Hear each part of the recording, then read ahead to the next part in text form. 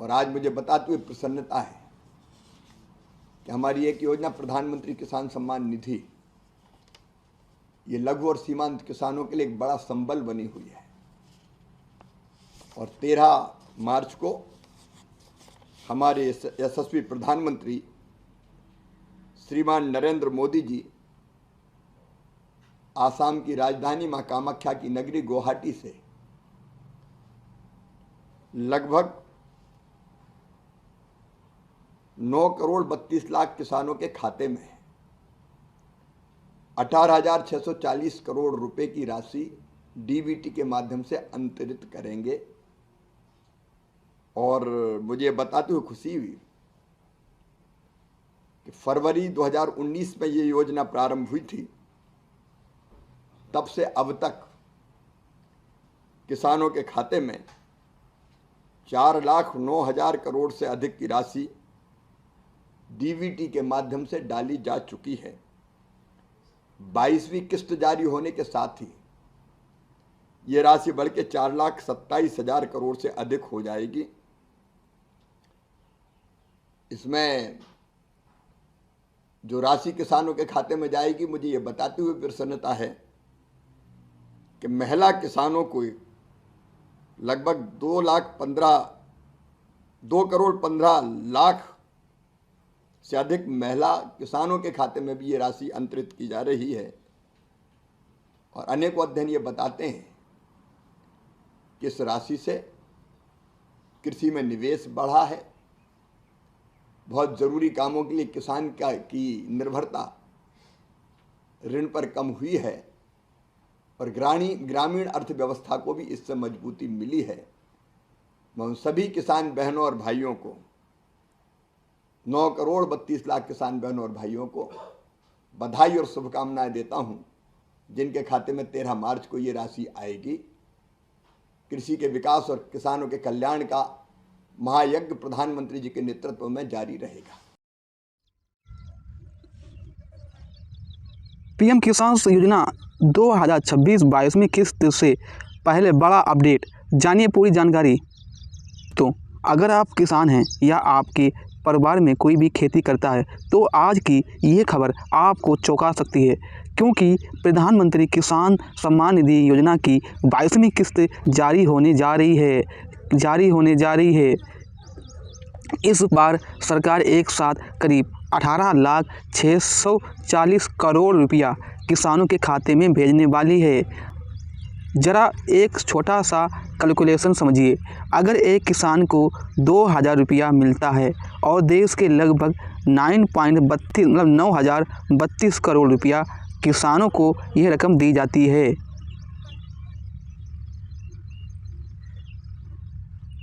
तो कुल मिलाकर पैसा आपका लगभग बना है 18,640 करोड़ रुपया बनता है। ठीक है, अब सोचिए अगर एक गांव में 500 किसान हैं तो सिर्फ उस गांव में ही 10 लाख रुपया, कितना 10 लाख रुपये से ज़्यादा की राशि पहुंच सकती है।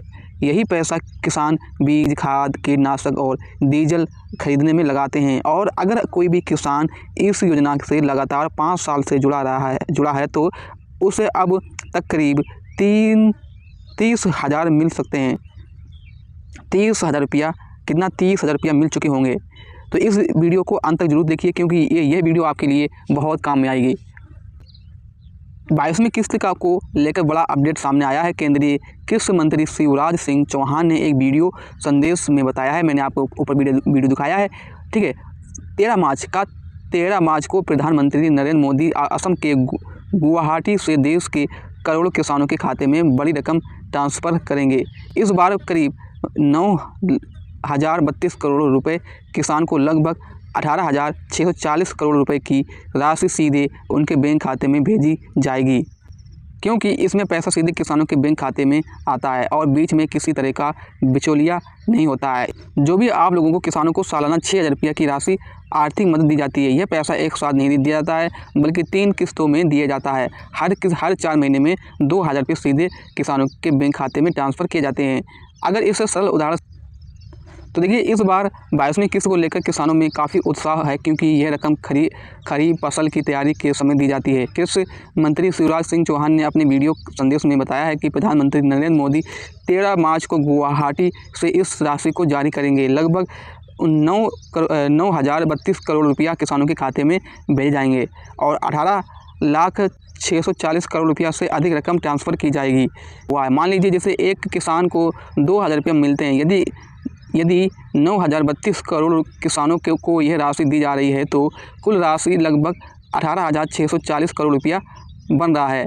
ठीक है, यह पैसा सीधे बैंक खाते में जाता है, इसीलिए इसमें किसी तरह की कोई देरी या कटौती या संभावना बहुत कम होती है। यहाँ से बात समझ आए कि किन किन लोगों को ये लाभ नहीं मिल पाएगा।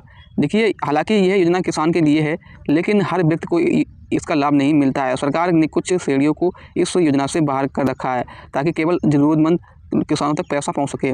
सबसे पहले वह लोग हैं इस योजना के लिए पात्र नहीं होते हैं जो सरकारी कोई भी व्यक्ति आयकर देता है तो वह भी इस योजना का लाभ पात्र नहीं होगा। इसके अलावा डॉक्टर, इंजीनियर, वकील और चार्टर्ड अकाउंटेंट जैसे पेशेवर लोग भी इस योजना के दायरे में नहीं आते हैं। यदि वह अपनी पेशेवर आय से कमाई कर रहे हैं तो इसका साथ ही ऐसे किसानों को ये लाभ नहीं मिल पाएगा।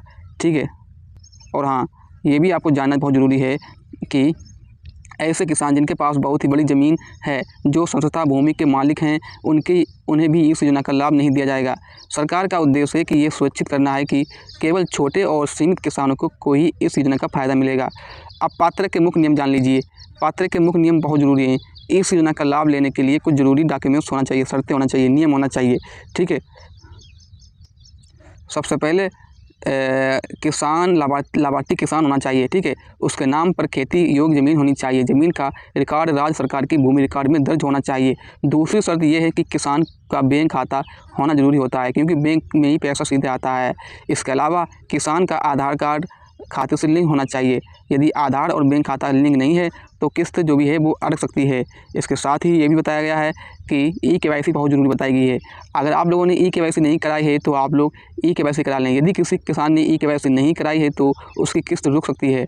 आवेदन करने के लिए पैसा बैंक खाते में कब आता है? पीएम किसान योजना की किस्त साल में 3 बार आती है। आमतौर पर पहली किस्त अप्रैल से जुलाई के बीच में आती है, दूसरी किस्त अगस्त से नवंबर के बीच में आती है, तीसरी किस्त दिसंबर और मार्च के बीच में आती है।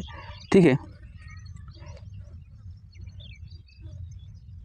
और हाँ, यहाँ पर आपको एक बात ज़रूरी समझनी है। बात ये बहुत ज़रूरी है, किसान को कैसे चेक करना है कि मेरा पैसा आया है या नहीं आया है। कई किसान को यही नहीं पता होता है कि उनकी किस्त आई है या नहीं आई।